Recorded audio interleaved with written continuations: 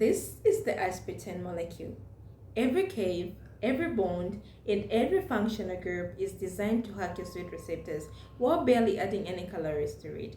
It's made up of two amino acids, aspartic acid and phenylalanine with a methyl ester tagged on the end. In our bodies, these two amino acids combine to form proteins.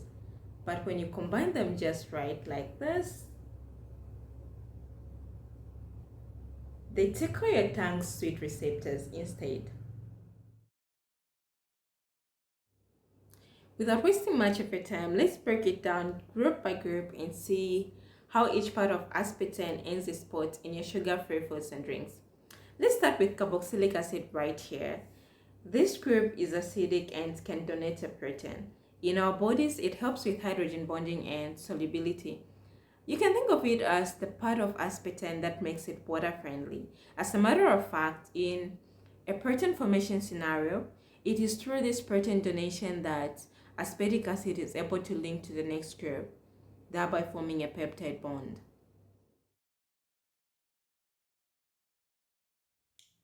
Over here, we have the amine group. This is the amine group right here.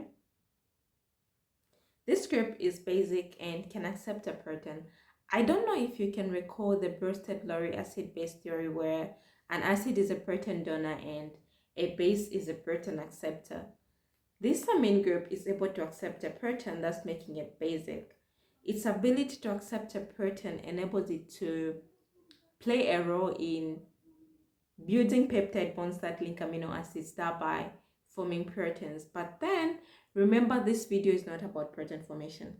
It's about the aspartame molecule. So, in the aspartame molecule, the amine group gives aspartame its backbone.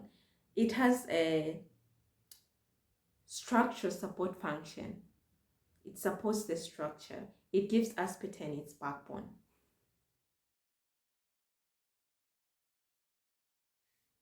Now this part is spicy. It's a benzene ring and it's part of phenylalanine. Like this whole part is phenylalanine. It's quite a benzyl group and it's totally hydrophobic. It lacks affinity for water. This is what makes aspartame sweet. Like this ring is what binds to your taste receptors and it's the one that brings that sweetness. It binds to your taste receptors like a key and lock, like they just lock in with your receptors. And this is what's responsible for that sweetness that aspartame has.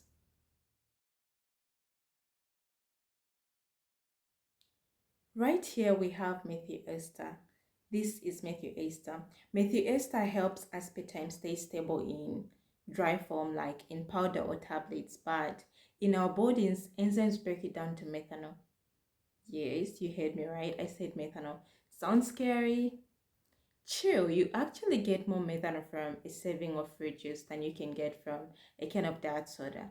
I mean, fresh vegetables and fruits naturally contain methanol, so it's not really something that you have to worry about because our bodies are aware of getting rid of it.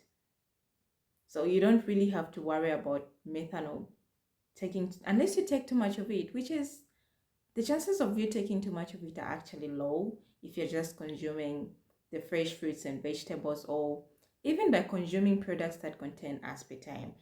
For you to get to the level where it gets toxic, like your body can't just deal with it, then you must have had really, really too much of it, which is very unlikely. So it's not really something that you have to worry about. It's not that serious. Moving on, between the two amino acids, remember we said aspartame is made up of two amino acids, namely aspartic acid and phenylalanine.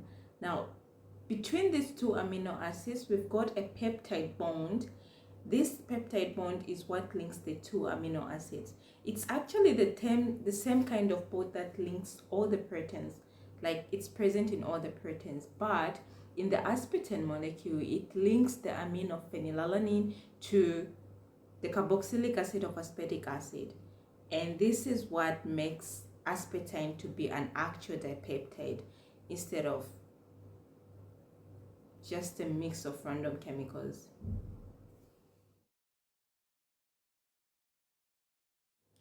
So in a nutshell, The carboxylic acid adds solubility.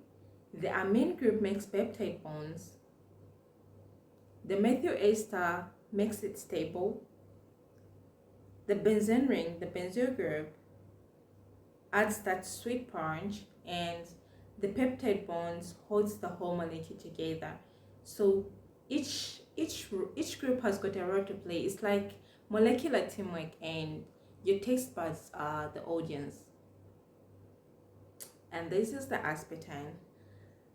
This is all about aspartame. If you want to add something, questions, or if there's something that you want us to discuss in the next video, then you can comment below. Thanks for watching, and bye.